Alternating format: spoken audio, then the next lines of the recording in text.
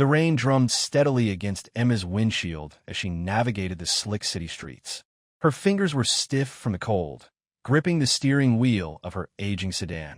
The heater sputtered weakly, offering little comfort against the autumn chill that had settled into her bones after a long day of classes and driving. Emma sighed, glancing at her phone. Just 2 more rides, and she could finally return to her small apartment, peel off her damp clothes, and collapse on her narrow bed. As a senior majoring in psychology, every weekend spent driving meant another small dent in her student loans. It wasn't glamorous, but it was necessary, each fare bringing her one step closer to graduation. Before we continue with today's story, if you're enjoying what you've heard so far, please hit that subscribe button. Every new subscriber helps me keep sharing these inspiring tales that touch your day. Thank you for your support. Her phone pinged with a new ride request. She tapped accept without much thought, eager to finish her night. Pickup, Riverfront Avenue. Destination, unspecified. Strange, Emma thought as she turned toward the older part of downtown, where historic buildings stood like shadows against the night sky. When she arrived, a solitary figure waited beneath a streetlight. Tall, probably mid-30s, wearing a charcoal overcoat that seemed too expensive for someone standing in the rain without an umbrella. His dark hair was plastered to his forehead, and something about his posture suggested he'd been standing in the downpour longer than any reasonable person should. Emma rolled down her window partway. "Your ride." The man looked up, his gaze distant yet somehow intense. "Thank you," he said simply, sliding into the back seat. A subtle scent of cedar and rain followed him. "Where to?" Emma asked, finger hovering over her screen. After a moment's hesitation, he spoke softly. "Could you take me to Orchard Street?" The section near Willow Park. Emma's breath caught. Orchard Street, a place she hadn't visited in 15 years, not since she was a little girl. Not since the children's home closed down. "Sure," she managed, keeping her voice steady. "It's about 15 minutes with this weather." "No hurry," he replied quietly. "Take your time." The car moved through the glistening streets, windshield wipers beating a hypnotic rhythm as silence filled the space between them. Usually, Emma didn't mind quiet passengers, preferred them, even, but this silence felt different. Waited, expectant. After several minutes, the man leaned forward slightly. "Did you know," he said, his voice softer than before, "there used to be a children's home on Orchard Street?" Emma's knuckles whitened on the steering wheel. "Yes," she answered carefully. "It closed many years ago." He nodded, though she couldn't see the gesture. "I lived there until I was 8. Then I was adopted and moved away. I've never been back since." Emma said nothing, her heart thudding against her ribs. "There was a girl," he continued, his voice drifting like a half-remembered dream. "Brown hair with amber highlights when the sun hit it just right. She used to sing before bedtime. The same lullaby every night. You're my sunshine. It's been 20 years, but sometimes I still hear it when I'm falling asleep." Emma swallowed hard, focusing on the red taillights of the car ahead, on the slick pavement, on anything but the childhood memories flooding back like a tidal wave. "She was my best friend," he added after a moment. "We shared a reading corner. She promised she'd wait for me, but I never came back." The silence stretched between them once more. Outside, the rain intensified, transforming the world into watercolor blurs. When they finally turned onto Orchard Street, the neighborhood was nearly deserted. The old buildings stood dark and quiet, some renovated into trendy apartments, others still waiting for a new purpose. The lot where the children's home had once stood was now just an overgrown patch of grass with remnants of a foundation visible through weeds and time. Emma pulled to a stop, letting the engine idle. "It's gone," the man said softly, staring out the window. "But somehow it still feels present." She turned to look at him fully. "Some places never leave us, even when they're gone." He met her gaze in the rearview mirror. His eyes were darker now, not with sadness, but with recognition. Something unspoken passed between them, a question neither was ready to ask. They sat motionless as the rain continued its gentle percussion on the roof. Two strangers connected by invisible threads of shared history, returning to a place that had shaped them both. The car moved slowly through the misty streets of the old district. Ancient trees lined the sidewalks, their rain-heavy branches creating a canopy above. Emma kept her focus forward, but her mind had already begun wandering to another time, to laughter echoing down hallways and small feet racing across wooden floors. From the back seat, The man cleared his throat. "My name is Nathan," he said. "Nathan Reed." Emma nodded once, but didn't speak. Seeming to take her silence as permission, he continued. "I lived at that children's home until I was adopted at 8. It happened suddenly. No warning, no proper goodbyes. One day I was there, and the next I was gone. My new family moved me across the country, and I never had the chance to return." There was no bitterness in his voice, only a quiet regret for something precious left behind. Emma remained silent, her chest tightening with each word. Nathan sighed softly. "There was a girl, my best friend. She had this beautiful brown hair and a tiny freckle near her right eyebrow. She sang every night before lights out. 'You're my sunshine,' always slightly off key." He smiled faintly. "But it made me feel less alone." Emma blinked rapidly, her grip tightening on the steering wheel. "She promised she'd wait for me," Nathan continued.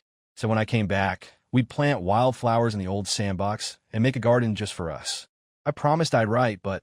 He shook his head. "I didn't. I was a scared kid in a strange new world with new parents." Then time just kept moving forward. The car turned down a quieter street, one Emma hadn't traveled in years.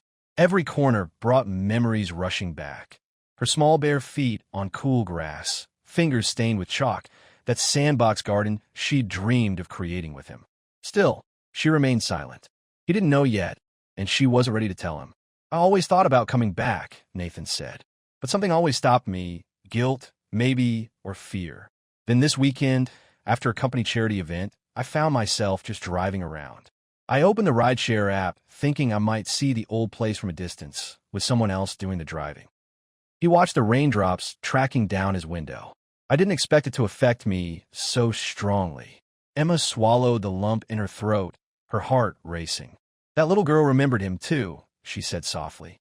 "The boy who held her hand during thunderstorms, who always gave her the bigger half of his cookie, who she watched leave one rainy morning, believing with absolute certainty that he would return." They reached the bend in the road just before the vacant lot where the children's home had once stood. The car slowed to a stop at a red light, the only vehicle in sight. Nathan leaned forward slightly. "Sometimes when I can't sleep," he said, voice barely above a whisper, "I still hear her singing, like a memory trapped in amber." Emma stared straight ahead, jaw clenched against the emotion threatening to overwhelm her. The light turned green, but she didn't move. For a long moment, there was only the sound of rain and the steady tick of the turn signal. "Funny, isn't it?" Nathan said quietly. "How some voices never really leave us." Emma drew a shaky breath. "Maybe," she replied, barely audible, "some voices are waiting to be heard again." Their eyes met in the mirror. Something shifted in his expression, confusion, then dawning recognition, then something deeper. But neither spoke another word as the car began moving again. What neither realized yet was that this wasn't just a drive back to a street filled with memories. It was a return to something unfinished, something lost, and perhaps something about to be found. Emma turned off the engine and stepped out slowly. The rain had softened to a gentle mist that clung to her hair and skin. Nathan followed without a word, his footsteps quiet on the wet pavement. She led the way without explanation, walking along a cracked sidewalk, past a rusted gate that no longer closed properly, onto a narrow path almost hidden by overgrown grass. Once, it had been lined with chalk drawings and makeshift flower pots. Now it existed only in memory, followed by instinct rather than sight. At the path's end, beyond what remained of an old playground, stood the tree.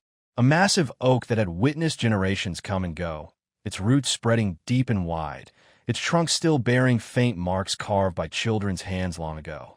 Its leaves whispered in the breeze like a lullaby from the past. Nathan stopped abruptly when he saw it. "The wishing tree," he murmured. "We believed it was magical." Emma smiled faintly. "You said it would grow taller than the building someday." "It did," he replied with quiet wonder. She approached the base of the tree, crouched down, and began brushing away wet leaves from around the roots. Her fingers searched along the rough bark until they found a small hollow between two large roots, protected by a smooth stone. Emma tapped the stone lightly twice, then once, just as they had done as children. Nathan stepped closer. "What are you doing?" She didn't answer immediately. Instead, she carefully lifted the stone and reached into the hollow beneath. Her hand emerged holding a small metal box, rusted at the edges, its once bright paint long faded. The lid creaked as she opened it. Inside were folded papers, delicate and slightly damp, but still intact. "I left messages here," Emma said softly. "After you left. I thought maybe someday you'd come back and find them." Nathan stared in disbelief. "You remember this place? After all this time?" "I never forgot." Her voice trembled. "Every week, I wrote something new. Sometimes lyrics, sometimes just stories about my day. I thought maybe one day you'd return and read them." She unfolded one of the papers carefully. The ink had run, but childish handwriting was still visible. "Dear Nathan, I fed the ants by the steps today. They miss you too." Nathan's breath caught audibly. He slowly knelt beside her on the damp ground. "The children's home closed when I was 11, Emma said quietly. "I was among the last to leave. Everyone else had been adopted or transferred elsewhere. But I stayed until the very end, until they locked the doors and turned off the lights." Nathan looked at her intently, his eyes never leaving hers.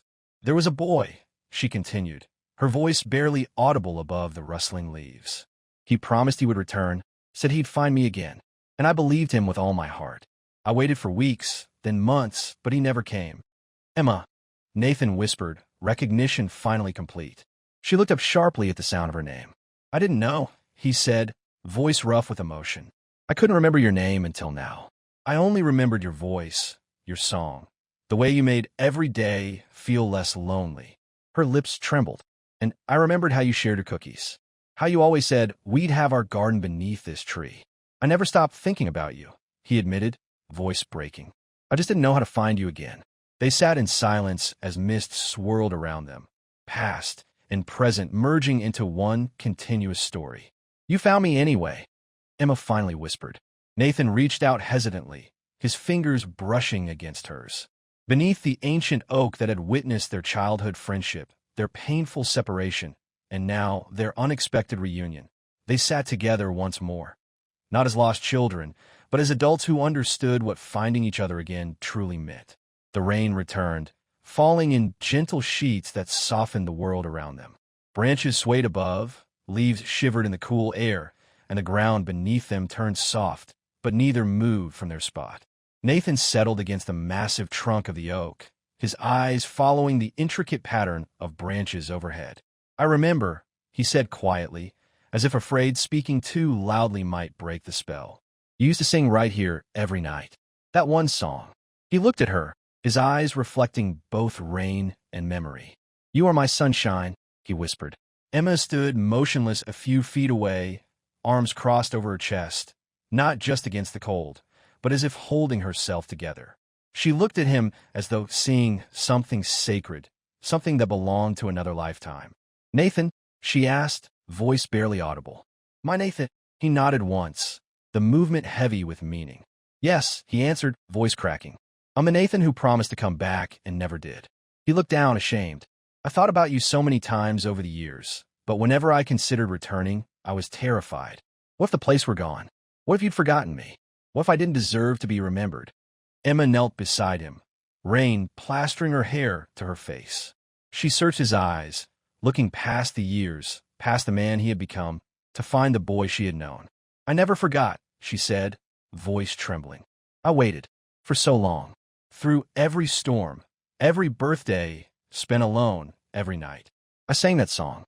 I waited." Nathan blinked, and tears mingled with the raindrops on his face. "I never thought I'd see you again, and I never thought I'd hear your voice again," she replied. They fell silent, the ancient oak above them, the only witness to what was being rebuilt between them.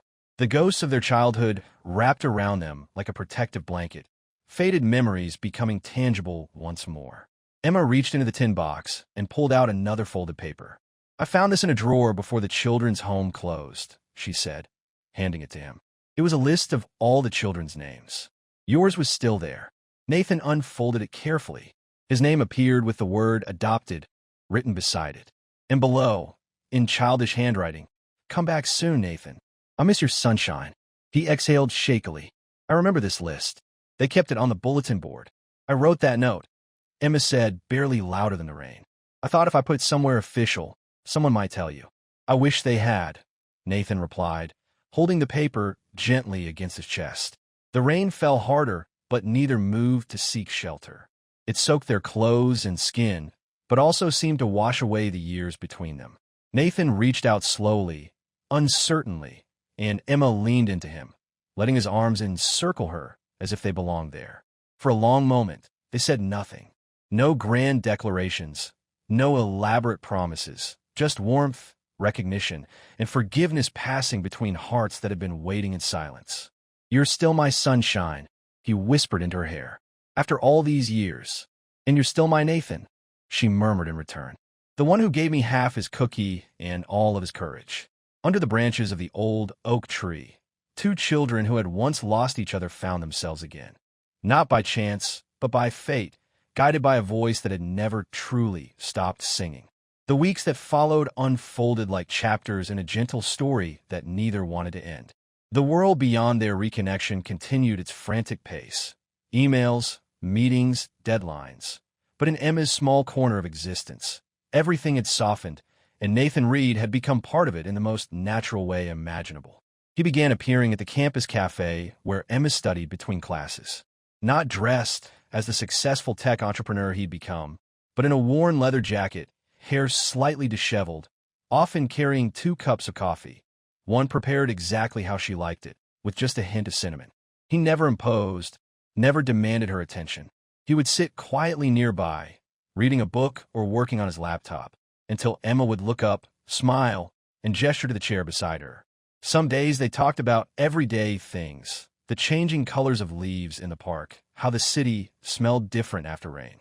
Other days, they sat in companionable silence, sipping their drinks, finding comfort in simply being present.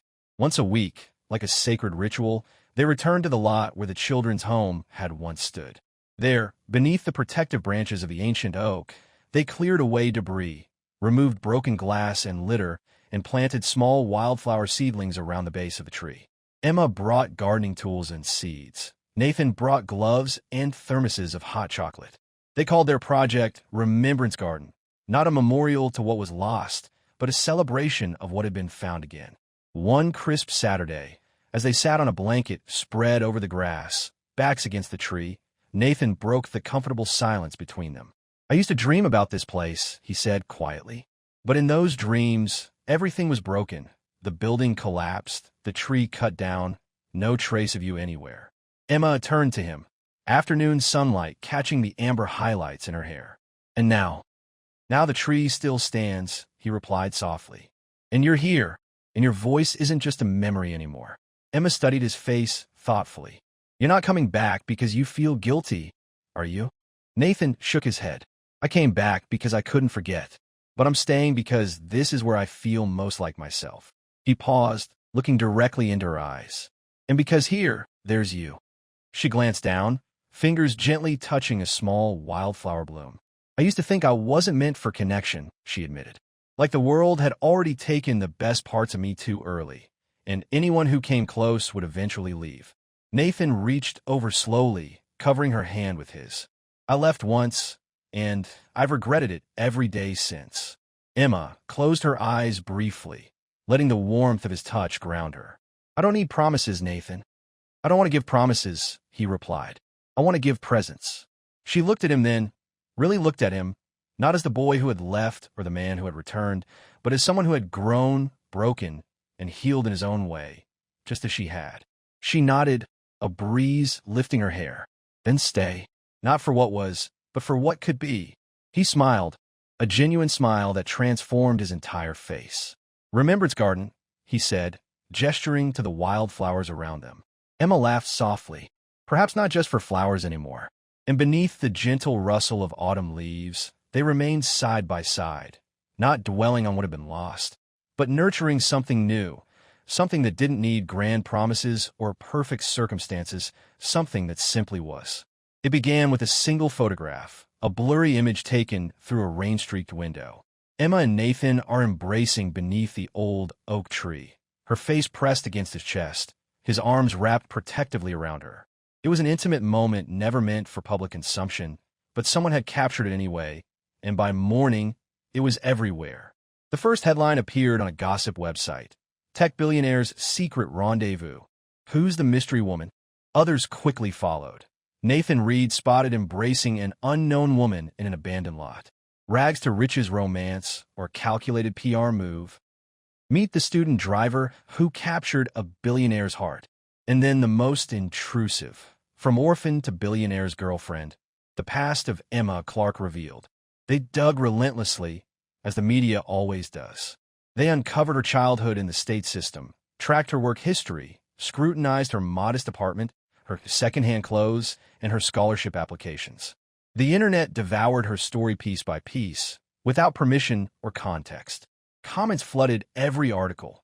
She's obviously playing him for his money. Classic gold digger moves. Watch her disappear once the prenup appears. Even those supposedly defending her did so with condescending pity rather than respect. Emma read it all at first, telling herself it would soon blow over, that people would move on to the next sensation. But it only intensified. Strangers began following her on campus. Professors asked concerned questions. Classmates whispered when she entered the room. Nathan tried to shield her, ignored his phone, and instructed his assistant to decline all interview requests. But the intrusion continued unabated. The world had suddenly focused its harsh spotlight on Emma, and she felt exposed in ways she had never imagined. One evening, she stood in her apartment hallway, suitcase packed by the door, hands trembling as she gripped the handle. Nathan knocked softly from the other side. "Emma, please open the door." She remained frozen in place. "I know this is overwhelming," he continued through the door, "but you don't have to face it alone. You're not the one being humiliated," she finally responded, voice cracked and barely audible. "I am. I'm watching someone I care deeply about being torn apart," he replied, "and feeling like I should have protected you better." She opened the door just enough for him to see the pain in her eyes. "I can't be the reason you lose everything you've built," she whispered. Nathan reached through the narrow gap and gently touched her cheek. "You're not the reason I'd lose anything. You're the reason I found what truly matters." But Emma couldn't quite believe him. Not enough to overcome the damage already inflicted. The next morning, Nathan stood before a hastily arranged press conference. Camera lights flashed. Microphones pointed toward him from every direction. He wore a simple navy sweater rather than his usual business attire. No PR team flanked him. No prepared statement in hand. Reporters shouted questions simultaneously. "Is she your girlfriend? Are you planning to marry her? Has this affected your company's stock? What about her background in foster care?" Nathan raised his hand, and the room gradually quieted. "Emma Clark," he began, his voice steady and clear, "is not a stranger who recently entered my life. She is not a publicity stunt or a tabloid story." Cameras clicked furiously. "She is someone I lost once," he continued, his voice softening. "When we were just children, before either of us understood how cruel the world could be." He paused, throat tightening visibly. "And this time, I refuse to lose her again." A moment of silence, then scattered applause from somewhere in the back of the room. Nathan stepped away from the podium without taking further questions. That night, Emma sat alone in her darkened apartment, knees pulled to her chest, television muted. Nathan's words played on repeat in her mind. She didn't know how the media would twist them next, but she found she no longer cared. In a world that had always made her feel invisible, someone had just stood before cameras and declared, "She belongs with me." The media storm didn't disappear overnight, but something unexpected began to happen. Emma's inbox, mailbox, and even the doorstep of her apartment began filling with messages. Not hate mail or invasive questions, but letters of support and solidarity. Hundreds of them arrived from people across the country. Teachers, social workers, students, adults who had grown up in foster care or group homes, people who had hidden their backgrounds out of shame or fear of judgment. "You made us visible," one letter read. "For the first time, I told my colleagues I grew up in state care. I watched your story and found my courage." Another wrote, "You showed me that my past doesn't define my future or determine who can love me." Emma read each one, hands trembling, eyes blurred with tears. She pinned many to her wall and carried one in her pocket as a reminder of an unexpected connection. Then one morning in early spring, when the air still held winter's chill but carried promises of renewal, Nathan asked Emma to join him for a walk. They drove in comfortable silence to the lot on Orchard Street. The ground was damp, new grass emerging in patches, and the wildflowers they had planted were beginning to show the first tender shoots. The oak tree waited, steadfast and unchanged, its branches reaching toward a clearing sky. Emma followed Nathan to the base of the tree, expecting their usual routine of checking the garden's progress, perhaps sharing a thermos of coffee. Instead, he knelt down near the spot where the roots divided, where she had once hidden countless messages in a tin box meant for a boy who never returned. But today the box was different, restored with new hinges and fresh paint, its interior lined with soft fabric. A single object rested inside, a ring, simple and elegant, a small amber stone catching the morning light. Nathan looked up at her, his eyes clear and certain. "I couldn't come back when we were children," he said quietly. "Life carried me away before I understood what I was leaving behind."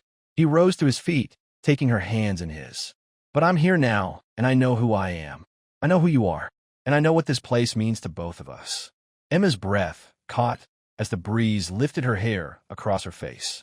"Let me keep the promise I made you all those years ago," Nathan continued softly. "Not with childish words this time, but with days, with years, with everything I am."